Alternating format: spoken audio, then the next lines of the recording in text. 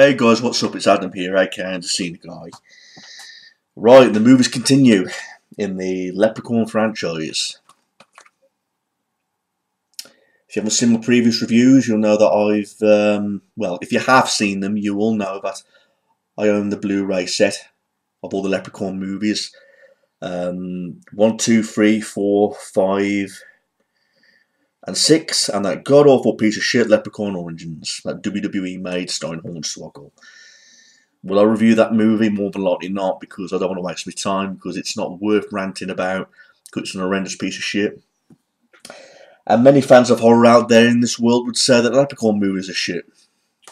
They give their reasons why, and you can't help but somehow agree with their opinions and their facts. But one film they will say that is a perfect example as to why these movies are shit. It's due to this one that I'm reviewing right now, Leprechaun 4 in Space. Now,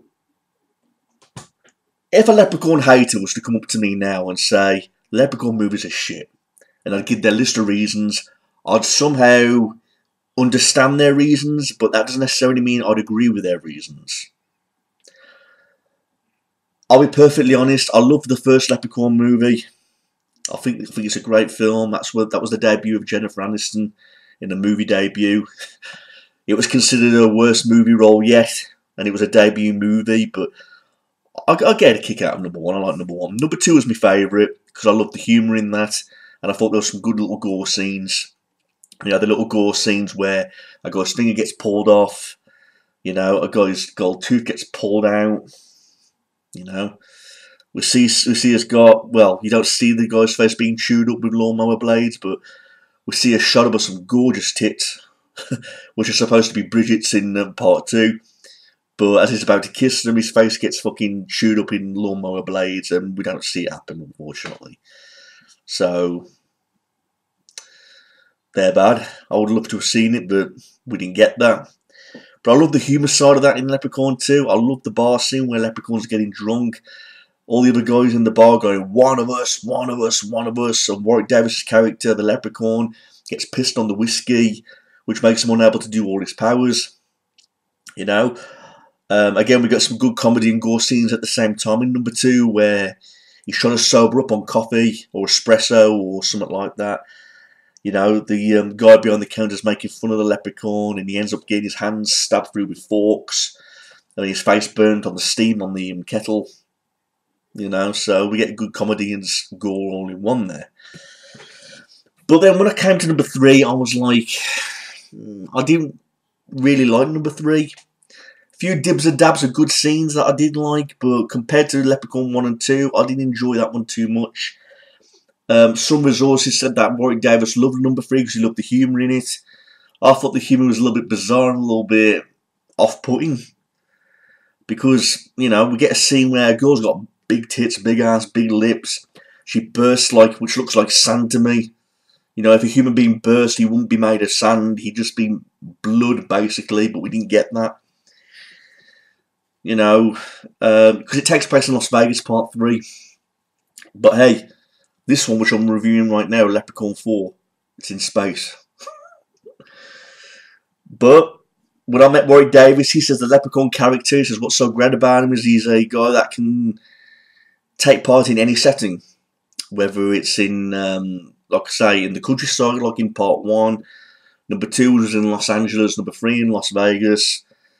And now in number 4 we've got him in space. So he's a type of character that can appear in Disney World if you wanted to.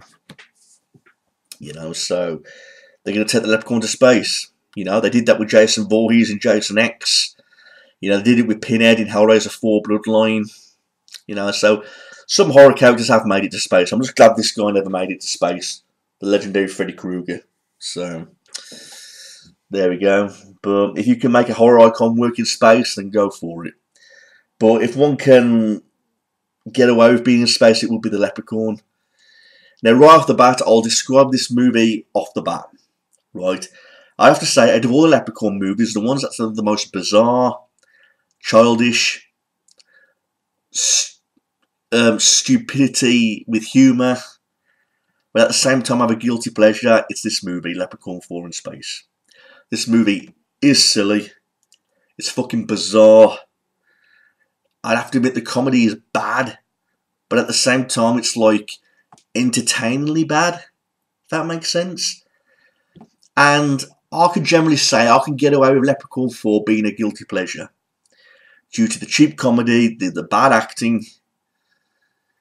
I will admit this film did have some good effects in some capacity, which I'll explain during this review. We did have some bad effects. We had some good effects also, though. I mean, like I say, it's in space. You know, we've got these Marines who are trying to track down this alien. The alien turns out to be this beautiful princess who the Leprechaun has got in his lair. You know, the Leprechaun wants to be the next king, basically. And he's promising her all the wealth in the world, all the treasures, all the gold. And he wants to be the next king, basically. You know, saying that he'll make her rich behind her wildest dreams. So Leprechaun wants to take over this this universe that the princess is involved in, and he wants to be the next king. You know, like I say, you've got these Marines. You've got this leader of the Marines who's got like this cheap plate in his head to make it look as though he was injured during a war or something like that. You know, and that sergeant guy, he went overboard with his comedy. He went overboard with his demands, like making it into comedy. Like, for example, when he's talking to the guy in the machine, he's like, "If I lose any more of my troops, your ass is grass. That's if you've even got an ass." Or he says things like, "Bullshit." You know, he comes out with like these over-the-top phrases, which you can't help but chuckle at because it's so over-the-top and so cheesy. So I think deep down you could tell that they were making a really shit movie, but they was trying to be more serious about it, like trying to go overboard with the funny side of things. And that sergeant did just that in this movie. I mean, we do get introduced to some more bizarre characters as we go along, but you get this lead guy, you get this leading girl as well, this beautiful blonde who looks like Trish Stratus. You know, we see a nice scene with her towards the end where her pants get ripped off. You know what I mean? So, like I said, the Marines find the Leprechaun's lair. You know, we get a scene where Leprechaun has this lifesaver, this illuminator. He chops off this Marines guy's legs. You don't see it happen, but he cuts off this guy's legs. You know, so just goes to show if it can happen in a Leprechaun movie. What illuminator, you know, like a lifesaver. It was like this small green sword that was like the same size as the Leprechaun. You know, so he cuts off this Marine's legs. This other Marine blows the Leprechaun up with a grenade, so the Leprechaun is now exploded. One guy decides to take a piss on a Leprechaun. And while he's pissing on the Leprechaun's remains, the Leprechaun's spirit or energy goes up the guy's piss and into the guy's crotch. So the Leprechaun's now in his body. And basically, you could say that that's how Leprechaun comes back to life in this movie after being blown up. He basically comes out of a guy's dick when he's taking a piss while they're in space. So you can understand when I say that this movie is so laughably bad with its bizarre scenes and its over-the-top, trying to be funny humour. But it's a guilty pleasure movie. I'll admit that. I prefer this movie over Part 3 any day. Because this movie seemed to be like straight-up comedy. There's like horror feeling to it. I mean, at least in number 1 where you had the horror scenes where he ripped out the cop's eye and... You know, number 2 had the gore scenes with the finger-ripping scenes and all that. 3 was trying to be, not trying to be scary, but gory in some aspect, but I think it fell flat on its face. Where this was like a straight-up comedy, and the film like seems to be one big massive piss take. Seriously, it's like one big massive piss take. We get the scene in the space when the Marines are meeting up with their leader, this scientist, this bald guy who's played by Guy Sinner. You know, I've met Guy Sinner. He's a nice guy. He was in the British TV programme Hello Hello. You know, if you want to see me talking to him, just go onto my YouTube channel and type in Guy Sinner, and it comes up. And I actually talked to him about his role in this movie, Leprechaun 4. He stated he had a lot of fun with this movie, but he had like a little bit of an allergic reaction to the makeup in his back. He said that the spider makeup took 7 hours. If you want to see like the full video, just type in Guy Sinner, and he'll tell you more about it. But Guy Sinner's playing like this guy who's half man, half machine. Again, he's over the top with his comedy and his words. He makes a deal with the Marines to kill the Leprechaun, and in return he'll reward them with a bonus. You know, because basically, Guy Sinner's character wants to become a full human again, and he needs their help. So he's bargaining with them, you know, trying to make him a deal. You know, Leprechaun comes back because, like I said, the Marine takes a piss, gets a boner, takes a piss. Leprechaun comes out, kills him. You know, in terms of gore, I think there was only one scene that went straight through me in this movie, and that's when that guy's hanging on for dear life on that railings, and he gets his hand bashed with this tool. That scene went right through me because his knuckles bled when he hit him with this tool, and you can feel his knuckles getting crushed before he falls to his death. I admit that scene went through me a little bit. That was like a bit of torture pain. But other than that, we see a crate being dropped on this guy. No blood or anything, just this, this crate being dropped on somebody. We do get some bizarre killings because we introduce the scientist assistant called Harold. You know, he gets his face flattened with like this saucepan or like this pizza plate, and then when the plate drops off, he's got this something you see in the fucking Looney Tunes. He's got like this pizza face where his face has been crushed. You know, you'd either find that in like the Looney Tunes cartoons or in the Wizard of Oz. You know what I mean? His face is like a pancake when he's flattened, and you know, he did a bit of comedy along the way because when they capture the princess, he's like feeling her body, trying to kiss her, and Guy Sinner's character says, "I saw what you were doing, you naughty boy." You know, and so he had his role in comedies in some aspect, but again, every character had a fucked up scene in this. It's like the scene where Guy Sinner's character is saying, "Do you know that once I was quite dashing?" And he's like, "Really?" And he gives him that funny look, and so I want to say the comedy is like over the top, side-soaring, agonisingly funny, but you do get scenes in this movie where you chuckle a bit because you can't help but love the bad humour. You know, the actors knew deep down, I think, that they were trying to make a good situation out of a bad situation, if you know what I mean. They knew the movie was going to fall flat on its face, but at the same time they tried to have fun, and they tried to pull it off by having over-the-top humour, so that the fans could get a guilty pleasure of this movie, because there's no way people would take this movie seriously. It's like that from start to finish. You know, the sergeant, he ends up being dressed as a woman in this. You know, the guy with the metal plate in his head, he ends up dressing as a woman in this, where he's doing some sort of dancing. You know, there's a scene where Leprechaun is slagging off the princess by calling her names, you know, so she can't hear what he's saying, like calling her a bitch and all that shit. You know, there's a scene where the Leprechaun drops this scorpion and a tarantula in this mix, and he injects it into Guy Sinner's head, which makes him turn into like that scorpion spider creature later on in the movie, just before the ship is about to go in for destruction. You know what I mean? So, mind you, the princess, she had nice tits in this movie, because there's a scene where she flashed her tits at all the Marines. And I was thinking, gore, I want to suck on those tits, you know what I mean? But they weren't as nice tits as Bridget's in part 2, because they were nice and firm in number 2, but in this one they just seemed just nice. I prefer the tits in part 2, but I know I'll go on about praising them tits in number 2, but they were nice tits, but we just couldn't confirm if that was really the real actress's tits or not, because you get the scene where the guy's about to kiss them and it keeps on showing scenes of the woman's head and the tits, but it doesn't show you them combined, so you don't know if it's the real actress's tits. But in this one, you do see the real actress's tits. She just flashes them, and you know, she makes a joke, something like, "All this could be yours," or something. "You will be punished." And one of the Marines just makes a joke saying, "Well, punish me first," because he loves the society scene. You know, in terms of the effects, we get some bad effects in this movie, but I have to say we have got some good practical effects in this movie. Like the scene where Harold gets flattened. I thought that was a good little practical effect. I love the practical effect of the spider when it starts fighting the lead guy and the lead girl. You know, there's a scene in the ventilation where the girl goes in and she loses her pants, which is a nice scene to see. You know, she ends up killing Guy Sinner's character with some nitrogen or something, like freezing the spider. I thought there was some pretty good effects. But the laughably bad effect in this movie was the demise of the Leprechaun.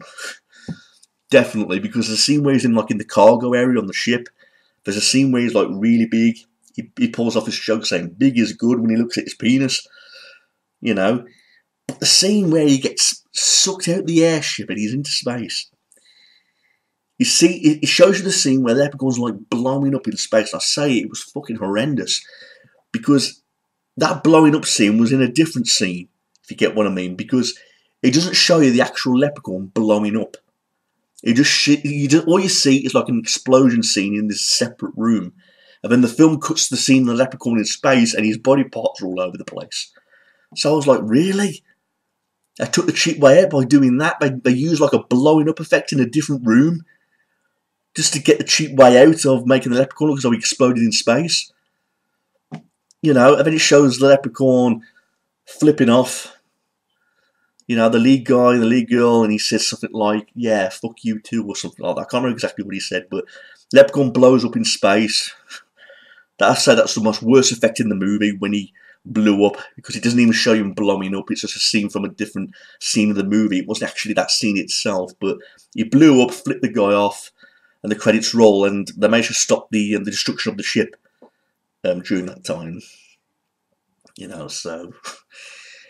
Overall, this movie, laughably bad, but it's a guilty pleasure. I got fun out of this movie.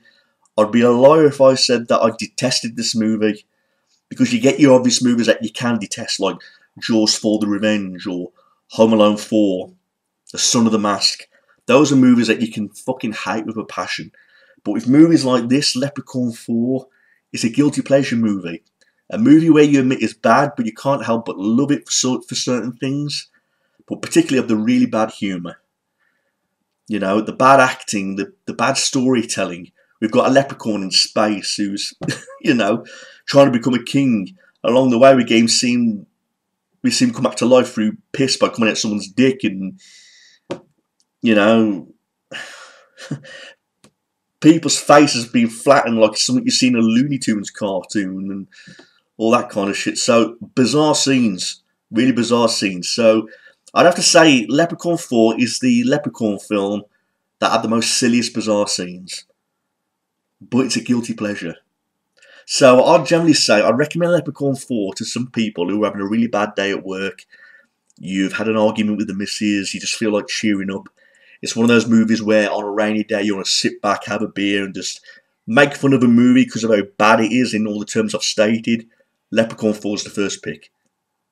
So don't watch Leprechaun 4 expecting you're going to see a rollercoaster ride of a horror film or a comedy. Just see it as a guilty pleasure movie that you just want to make fun of, and you won't be disappointed. So that's all I've got to say about Leprechaun 4, everybody. I mean, I will state some other facts just before I go. Like I said, this movie was made in 1997. Its official release date was February 25th of 1997, so it wasn't too far behind after the third film. 95 minutes long. 95 minutes of masterpiece. Some say masterpiece. Made $3 million. No, $3 million budget. But in my opinion, I think all that money went towards like the spider effects and the spider makeup of Ghost and his character when he got turned into the spider. So, the next one is the one I hated the fucking most. Leprechaun in the Hood. Fuck that movie. But other than that, there's not much else to say. This side doesn't really give much about Leprechaun 4. Not much to tell, other than what I've already stated. So, please check this out, everybody, for a guilty pleasure. Peace out. Stay tuned for Leprechaun in the Hood. Can't fucking wait for that. Gonna need a strong beer or some strong beverage when I review that movie. Peace.